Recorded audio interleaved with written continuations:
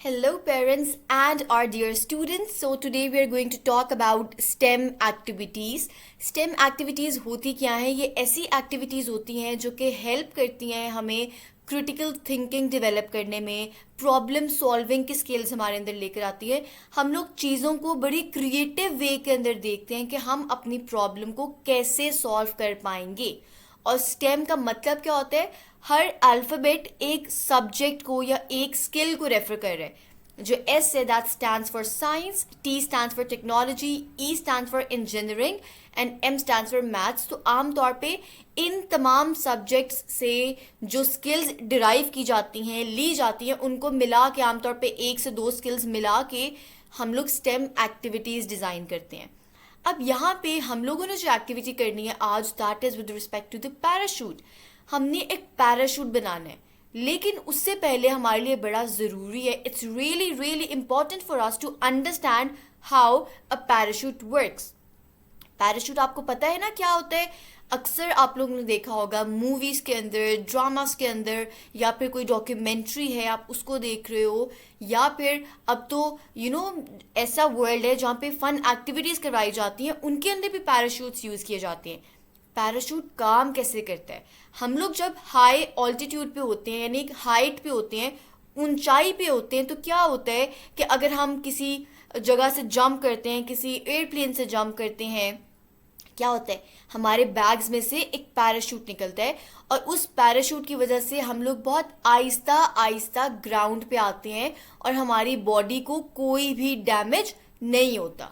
तो असल में ऐसा क्यों होता है, कैसे होता है? आमतौर पे कोई चीज़ एकदम से नीचे गिरेगी, वो तो या बर्स्ट हो जाएगी यानी फट जाएगी, या फिर डैमेज हो जाएगी। बट पैराशूट के साथ ऐसा नहीं होता। Y? We have to understand, we have to learn the science behind the working of a parachute. So what actually happens is, as you can see in this picture, कि हमारे पास parachute के different parts होते हैं, यानी ये तो strings हैं, right? और इसकी मदद से हमारे साथ कोई ऑब्जेक्ट अटैच किया जाता है। और ये वाला जो पार्ट होता है इसको हम कहते हैं कैनोपी। कैनोपी बेसिकली जो टेंट टाइप की चीज़ होती है ना, उसको हम कैनोपी कहते हैं। तो ये वाला पार्ट ऑफ पैराशूट को हम कैनोपी कहते हैं। अब जितनी बड़ी कैनोपी होती है उतना ही हमारे लिए पैराशूट ज़्यादा अच्छा होता है। कैसे? यहाँ से पढ़ते हैं। The wide parachute increases the amount of air resistance. The more air resistance there is, the slower the box falls. अब होता क्या है कि जब पैराशूट ओपन होता है, जैसे यहाँ पे हमारे पास पैराशूट ओपन है, अब क्या होगा कि जो एयर होगी, यहाँ पे सारी एयर आपको पता है, इधर भी एयर है, इधर भी एयर है, इधर भी एयर है। तो जब पैराशूट ओपन हुआ तो कुछ एयर यहाँ पे, ये वाला जो एरिया कैनोपी वाला, इसके अंदर ट्रैप हो जाती है, इसके अंदर फंस जाती है, राइट? अब जब कैनोपी के अंदर एयर आ जाती है तो वो एयर, क्योंकि छोटे से एरिया में या फिर अगर बड़ा पैराशूट भी है, तो कंपैरेटिवली जो एयर के मॉलिक्यूल्स होते हैं, पहले तो खुले खुले थे ना जब पैराशूट नहीं था, और अब जब हमने उनको एक जगह के अंदर घुसा दिए, उनको बंद कर दिया, तो क्या होता है? वो आपस में टाइटली क्लोज्ड हो जाते हैं, वो कंप्रेस हो जाती है एयर। और जब भी एयर कंप्रेस होती है, वहां पे क्या बनता है? प्रेशर बनता है। जैसे कि अगर आप मिसाल लेते हो, अगर आपके पास एक टायर है, अगर आपके पास एक बॉटल है, बॉटल की मिसाल लेने, अगर आप उसका क्लोज कर देते हो कैप और आप बॉटल को कंप्रेस करते हो, कंप्रेस का क्या मतलब है कि हम उसको टाइट कर रहे हैं, हम उसको दबा रहे हैं बेसिकली। तो अगर आप उस पर पाँव रखते हो किसी बॉटल के ऊपर, तो क्या होता है कि वो जो बॉटल होती है वो प्रेस होती है, कंप्रेस होती है, और जब कंप्रेस होती है तो उसके अंदर एयर का प्रेशर बढ़ जाता है और वो एयर एकदम से प्रेशर से बाहर निकलती है और उसका जो कैप होता है वो एकदम से खुल जाता है, वो एकदम से प्रेशर से वो ओपन होता है। और यही चीज़ होती है जब हम लोग जूस पीते हैं, और हम जूस को पीने के बाद जब फिनिश हो जाता है उसमें हम हवा भरते हैं, हम ये गेम खेलते हैं ना, हवा भरते हैं, और उस हवा को भरने के बाद हम उसको नीचे रखते हैं ग्राउंड के ऊपर, उसको जब एकदम से हम अपना पाँव मारते हैं तो एयर एकदम से प्रेस होती है, कंप्रेस हो जाती है, और फिर प्रेशर की वजह से एकदम से जोर से आवाज के साथ बाहर आती है। तो यहाँ पे पैराशूट में भी यही हो रहा होता है कि जब यहाँ पे एयर ट्रैप हो जाती है तो क्या होता है? एयर कंप्रेस होती है और उस कंप्रेस होने की वजह से प्रेशर इंक्रीज हो जाता है। अब यहाँ पे क्या हुआ हमारे पास, मैं यहाँ पे लिख देती हूँ HP, यानी कि यहाँ पे जो एरिया है वो हाई प्रेशर एरिया है, इधर, ठीक है? सारा इधर जो एरिया है वो हाई प्रेशर का एरिया है। और ये जो ऊपर का एरिया या जो साइड्स पे सारा एरिया, यहाँ पे तो एयर ट्रैप नहीं हो रही, तो यहाँ पे प्रेशर क्या है, यहाँ पे प्रेशर होता है लो। ऑलराइट, और हम लोग का किस तरह से फिनोमिना चलता है बेसिकली कि जो एयर वगैरह होती है या कोई भी चीज होती है वो मूव किस तरह करी है, वो हाई प्रेशर से लोअर प्रेशर की तरफ मूव करती है। यानी जो भी हाई चीज होगी वो लो की तरफ जाती है। जैसे अगर हम वाटर को ऊपर से फेंकते हैं तो वो क्या है, वो ग्रेविटी की वजह से हाई प्लेस से लोअर पे आता है। तो एयर भी इसी तरह से मूव करती है कि जो हाई प्रेशर वाली चीज होती है वो लोअर प्रेशर की तरफ जाती है। ऑलराइट, अब क्या होगा कि एयर क्या करेगी, एयर नीचे से फोर्स लगा रही है कि भाई यहाँ पे हाई प्रेशर है और हमने लो प्रेशर की तरफ जाना है, तो यहाँ पे ऊपर की तरफ मूवमेंट होगी।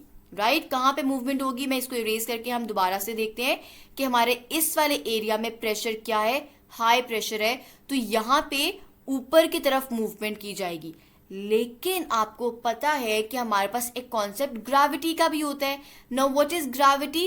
ग्रेविटी एक ऐसा फोर्स है अर्थ का जो कि बॉडी को या किसी भी चीज को डाउनवर्ड मूव करवाती है, उसको नीचे की तरफ लेकर जाती है। तो अगर आपके पास यहाँ पे बॉक्स है तो क्या होगा कि ग्रेविटी बॉक्स को नीचे की तरफ लेकर आ रही है, नीचे की तरफ पुश कर रही है। यहाँ पे आप देख रहे हैं ना, gravity pulls the box down, लेकिन air resistance pushes the box up. लेकिन जो प्रेशर क्रिएट हो गया था, लोअर प्रेशर की तरफ हम जा रहे थे हाई प्रेशर से, उसकी वजह से हवा ऊपर की तरफ जा रही है। तो ये ऑपोजिट फोर्सेस हो गए। ये बिल्कुल उसी तरह से जैसे अगर दो स्ट्रॉन्ग आपके पास रेसलर्स हैं, दोनों के अंदर बहुत पावर है, बहुत स्ट्रेंथ है, एक किसी को लेफ्ट साइड पे धक्का दे रहा है, दूसरा किसी को राइट साइड पे धक्का दे रहा है, और उनकी इक्वल फोर्सेस हैं, तो क्या होता है कि वो एक ही जगह पे खड़े रहते हैं और एक दूसरे को थोड़ा थोड़ा करके मूव कर रहे होते हैं, और आहिस्ता आहिस्ता मूव कर रहे होते हैं, है ना, ऐसे होता है। बिल्कुल इसी तरह ग्रेविटी नीचे लेके जा रही है और एयर रेजिस्टेंस ऊपर लेके जा रही है। एयर रेजिस्टेंस का क्या मतलब है कि रेजिस्टेंस, जो प्रेशर है, जो वो एयर रोक रही है उसको, ठीक है, नीचे जाने से ऊपर की तरफ खींचकर उसको ऊपर की तरफ धक्का देकर नीचे आने से रोक रही है, इसको हम एयर रेजिस्टेंस कहते हैं। ठीक है, तो इसकी वजह से जो पैराशूट होता है वो फिर आहिस्ता आहिस्ता नीचे आ रहा होता है, क्योंकि at the end of the day gravity ज्यादा स्ट्रांग होती है, तो चीज ने नीचे तो आना है, लेकिन क्योंकि ऊपर की तरफ भी प्रेशर लग रहा है, रेजिस्टेंस है, तो इसलिए वो चीज आहिस्ता आहिस्ता नीचे आती है और वो बॉडी, वो जो चीज होती है वो डैमेज नहीं होती। और जितना बड़ा सरफेस एरिया हमारी कैनोपी का होता है, यानी ये वाला पार्ट जितना खुला होगा, जितना वाइड होगा, उतनी एयर उसके अंदर ट्रैप होगी, और जितनी ही एयर ट्रैप होगी उतनी ही उसमें प्रेशर होगा या फिर उतनी ही एयर रेजिस्टेंस होगी। राइट, तो इस तरीके से पैराशूट वर्क करता है। अब हम लोग ने पैराशूट की वर्किंग के बारे में तो पढ़ लिया, अब हम लोगों ने इस सारी चीज को हमने अप्लाई करना है अपनी नॉलेज को, और हमने एक पैराशूट बनाना है। Alright, so the challenge is to design a parachute that safely lands a small object. हमने एक पैराशूट बनाना है जो कि किसी छोटी सी चीज को नीचे लेकर आए, और इसमें आप लोग यूज कर सकते हैं कोई राइप फ्रूट यूज कर सकते हैं जिसको आप अपने पैराशूट के साथ अटैच करोगे, और थोड़ी सी ऊंचाई में अपने घर के जो सेकंड पोर्शन है, टेरेस है, छत है, ठीक है, वहां पे जाके आप उसको थ्रो करोगे और वो नीचे वाले फ्लोर तक आना चाहिए विदाउट ब्रेकिंग। और इसमें आप रिसर्च कर सकते हो, आप पैराशूट्स की पिक्चर देखो कि उन पैराशूट्स को बनाते कैसे हैं, उनमें क्या क्या मटेरियल यूज किया जाता है, कोई DIYs देखो, चीजें लर्न करने की कोशिश करो, और उससे फिर आपने आइडियाज कलेक्ट करने हैं, और फिर आपने करना है ब्रेनस्टॉर्म। ब्रेनस्टॉर्म का क्या मतलब है कि आपने ज्यादा सारे आइडियाज अपने माइंड में लेकर आना है, आपने चीजों के बारे में सोचना है। अब यहाँ पे it is very very important to understand, parents के लिए पर्टिकुलरली, कि जब बच्चे आपकी प्रेजेंस के अंदर ये एक्टिविटी कर रहे होंगे, या अगर आप बच्चे खुद ही से ये एक्टिविटी कर रहे हो, तो आपने अपने एंड रिजल्ट को नहीं देखना कि भाई क्या ये चीज असल में ऐसे हो पा रही है। डेफिनेटली वो चीज होनी चाहिए, लेकिन जो स्टेम एक्टिविटीज होती हैं उनका असल मकसद होता है आपके अंदर क्रिएटिविटी लेकर आना, आपके अंदर प्रॉब्लम सॉल्विंग की स्किल्स लेकर आना। एक्टिविटी को करने के लिए हमें मटेरियल्स कौन कौन से चाहिए, you may be needing lots of things, लेकिन वो चीज़ें बहुत आम हमें कॉमनली मिल जाती हैं। Scissors, glue sticks, foil, tissue paper, hole punchers, paper towels use कर सकते हैं, आप पेपर प्लेट्स यूज़ कर सकते हैं, आप स्ट्रिंग या yarn यूज़ कर सकते हैं, आप इस तरह की डिफरेंट चीज़ें यूज़ कर सकते हैं। और इसके अलावा अगर आपने कोई डिज़ाइन अपना सोचा हुआ है, उसमें आपको लगता है कोई चीज़ यूज़ कर सकते हैं, तो वो भी आप इस्तेमाल कर सकते हैं। It only depends on you कि आप किस तरह से इस प्रोजेक्ट को कंप्लीट करना चाहते हैं।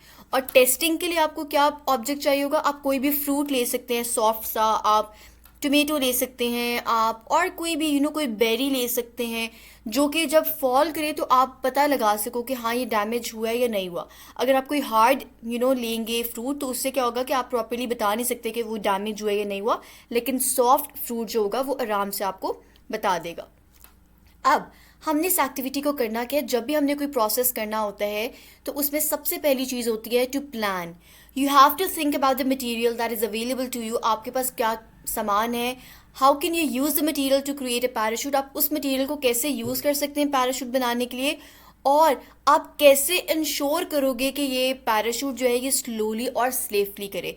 इसमें मैं आपको हिंट दे देती हूँ कि आप किस तरह इंश्योर करोगे। हमने ये पढ़ी है कि अगर वाइड एरिया होता है आपकी कैनोपी का, तो वो ज़्यादा स्लोली वो चीज़ नीचे आती है, और जितना स्लो होगा उतना ही सेफ होगा। तो इस तरह से आप जो भी पैराशूट डिज़ाइन करें, आपने उसका एरिया ज़्यादा रखना है। Then the second step is to create. आपने मटेरियल को फिर यूज़ करना है पैराशूट क्रिएट करने के लिए, और आप अपना डिज़ाइन फॉलो कर सकते हो। थर्ड क्या है, you have to test your parachute. आपने टेस्ट करना है उसको। टेस्ट कैसे करेंगे, आप सेकंड स्टोरी पे जाएंगे, आप टेरेस पे जाएंगे, वहाँ से आप अपने पैराशूट को ड्रॉप करेंगे विद द फ्रूट, और फिर आप देखोगे कि क्या वो वाकई ही स्लोली आ रहा है फ्रूट नीचे, क्या वो एक पैराशूट के तौर पे काम कर रहा है, क्या जब वो लैंड किया है तो does the fruit land safely on the ground, क्या वो सेफली लैंड किया है या नहीं किया। And the fourth step is to evaluate and revise. You have to evaluate the performance of your parachute. आप देखोगे कि आपके पैराशूट ने कैसा काम किया है, अच्छे से किया है नहीं किया, आप उसमें क्या रिविजन्स लेके आ सकते हो, क्या चेंजेस कर सकते हो जिससे उसकी परफॉर्मेंस बेहतर हो जाए, वो इम्प्रूव हो जाए। और अगर मिस्टेक्स थी उसके अंदर, तो आप क्या करेंगे, आप दोबारा से प्लान करोगे, आप दोबारा से क्रिएट करोगे, और आप इवेंचुअली उसको टेस्ट करोगे जब तक कि आपका पैराशूट प्रॉपर्ली वर्क करना स्टार्ट ना कर दे और आप उससे सेटिस्फाई ना हो जाओ।